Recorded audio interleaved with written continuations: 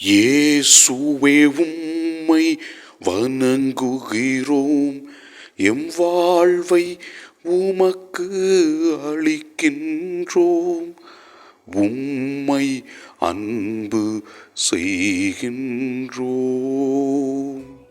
இறைவா, நாங்கள் உமக்காக செய்கின்ற எல்லா நல்ல செயல்களையும் நீர் ஆசீர்வதித்து எங்களுக்கு தேவையான அருளையும் ஆசீர்வாதங்களையும் நாள்தோறும் கொடுத்து கொண்டிருக்கிற உமது மேலான கிருபைக்காக நன்றி சொல்லி உம்மை ஆராதிக்கின்றோம்.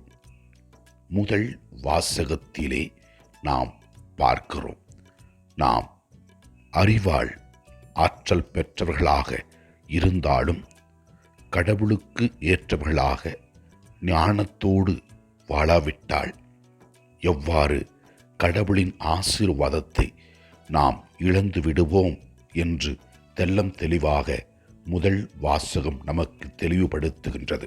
நற்செய்தி வாசகத்திலே நாம் பார்க்கிறோம், பேதுரு ஆண்டவரை நோக்கி கேட்கின்றார், நாங்கள் எல்லாவற்றையும் விட்டுவிட்டு உம்மை பின்தொடர்ந்து வருகின்றோமே, எங்களுக்கு என்ன கிடைக்கும் என்று கேட்டபொழுது ஆண்டவர் இயேசு கிறிஸ்து இவ்வாறு அவர்களுக்கு கூறுகின்றார், என் பெயரின் பொருட்டு வீடுகளையோ சகோதரர்களையோ சகோதரிகளையோ தந்தையையோ தாயையோ பிள்ளைகளையோ நிலப்புலன்களையோ விட்டு விட்டு வரும் எவரும் 100 மடங்காக பெறுவர் என்றும் நிலை வாழ்வை உரிமை பேற்றாக பெறுவர் என்றும் ஆண்டவர் கூறுகின்றார்.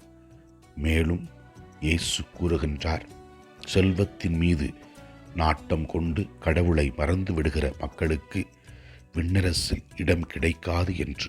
முதன்மையானோர் கடைசியாவர், கடைசியானோர் பலர் முதன்மை ஆவோர் என்றும் கூறினார்.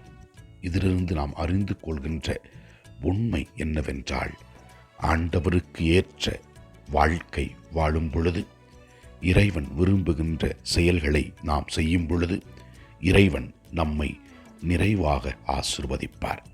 இயேசுவே, நாங்கள் உமக்காக வாழ்ந்து ஆசீர்வாதம் பெற்று ஆசீர்வாதம் கொடுப்பவர்களாக இருக்க அருள்தாரும். எல்லாம் வல்ல இறைவன் தந்தை, மகன், தூய ஆவியார் நம் ஒவ்வொருவரையும் ஆசீர்வதிப்பாராக. இயேசுவுக்கு புகழ். மரியே வாழ்க. ஆமென்.